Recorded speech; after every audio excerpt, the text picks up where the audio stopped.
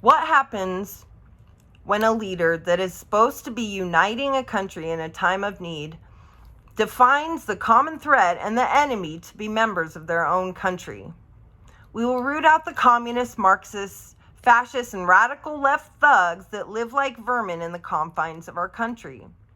This is a quote by Donald Trump on Veterans Day, where he is effectively fueling rage against his own fellow Americans, pitting brother against brother, friend against friend, community against community. We are in a scary time in American history. Trump poses a terrifying threat for all of us, whether you support him or not. Trumpism is the greatest threat to American democracy, and here's the reasons why. He's accumulated a cult following. He uses persuasive and manipulative propaganda and conspiracy theories, and Donald Trump is the leader of a populist cult, not unlike Hitler himself. Steve Hassan, mental health counselor, author, and cult expert, states that nobody joins a cult voluntarily, but they can become susceptible at certain times in their life, whether they've experienced a trauma, they have drug and alcohol problems, and the biggest one, phobias. And Trump really plays into the phobias. Donald Trump has managed to get support from all across these different fields, playing on people's fears. Each group has a feeling that they've been wronged in one way or another, and Trump plays on that emotion to gain support from these individuals. Steve Hassan states that cult mind control is everywhere, and that's evident on all the streaming platforms where there's tons of documentaries about people surviving cults. So the next thing we're going to talk about is how the leader plays a role in all this. So the next reason is people like to trust authority. Saul McLeod, PhD professor at University of Manchester, writes about the Stanley Milgram's shock experiment in 1963, where he was testing obedience and authority. He wanted to see how willing people were to place imaginary shock pain on individuals. What he found out is 65% of the participants in his test were willing to shock the people all the way up to 450 volts. And everybody, 100% of the people, were willing to shock the individual up to 300 volts. So this is not unlike January 6th. People want to trust an authority figure and even harm somebody in the process. Zach Nielsen, a pastor at Vine Church, wrote an article called How to Be a Cult of Personality. A cult of personality, he states, is misplaced or excessive admiration of a person or thing. He feels that pastors and religious leaders have an ethical obligation as leader to make sure that their fellowship has a healthy attachment to them. And this leads me right into my next reason, and that is propaganda. Hitler was the greatest leader of all time and a master of propaganda in The Big Lie. I say he was the greatest leader because he accumulated a devastatingly large following.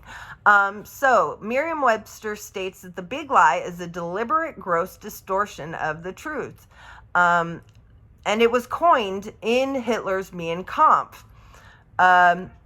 Propaganda can be used to bring people together, but it can also be used to evoke fear and rage. Marcus Xavier, political scientist and professor of political theory at University of Wellington, states that there's government propaganda and public propaganda that's created by the public, and propaganda that's created by the government isn't as likely to be believed by the masses because it's created by the government. I think everybody kind of has a little bit of mistrust for the government.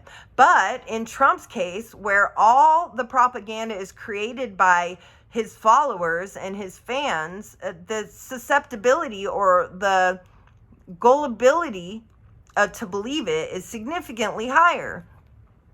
Tell people a lie loud enough and long enough and people will believe it. That's right. That's Hitler's quote. And Trump has had 15 years to do this, going all the way back to claiming that Obama wasn't born here and the Tea Partiers that were needing to see his birth certificate. So that was really the first conspiracy theory. Everybody likes a little bit of conspiracy theories. It's fun to kind of dabble in that insane stuff, X-Files, I want to believe. But when it's threatening hundreds of years of science and civil rights progress, that's where I draw the line. Tovia Smith, award-winning NPR correspondent, talked to Diane Benecaster about her experience being a deprogrammer. Tovia, she talks to QAnon individuals who truly believe that there are devil-worshipping elites killing babies and drinking blood. And a poll found that those buying into these more insane conspiracy theories are more likely to get their news from social media instead of trustworthy news stations. And finally, the final reason is that Trump is the leader of a populist cult. The late Philip Cushman, professor of psychology at Antioch University, author of many books and really a genius in his field, wrote an article called for Journal of Theoretical and Philosophical Psychology, where he states that a political leader claims to speak for the people. A populist cult is a type of authoritarian, secular religious movement where a leader seeks to be an autocrat or dictator. So that pretty much is what Hitler did, right? Hitler is quoted as saying, "My feeling as Christian points to me to my Lord and Savior. I am fighting for the work of the Lord." I think a lot of times people forget that Hitler claimed to be Christian and did all the things that he did in the name of Christianity, got those people on board with his beliefs to commit genocide of millions of Jews. There's all these fears deep-rooted in racism, homophobia, misogyny. These aren't new. Trump just gave them a voice again.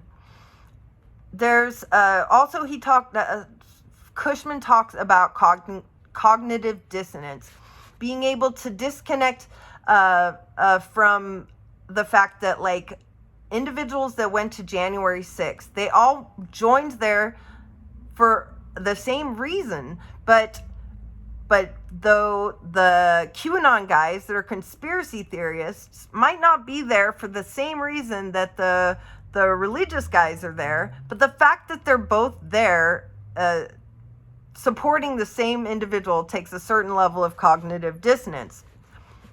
And the harder you tell them they're wrong, the harder they cling to the lies. I could stand, this is Donald Trump too. I could stand in the middle of Fifth Avenue and shoot somebody and I still wouldn't lose any voters. He said this in 2016 and he's only been building support since then. But the scary thing is, I feel like this is where we're going to be in the next couple years. How far are people willing to support this guy until they see him as the threat that he is? We are in a scary time in American history, echoing Nazi Germany.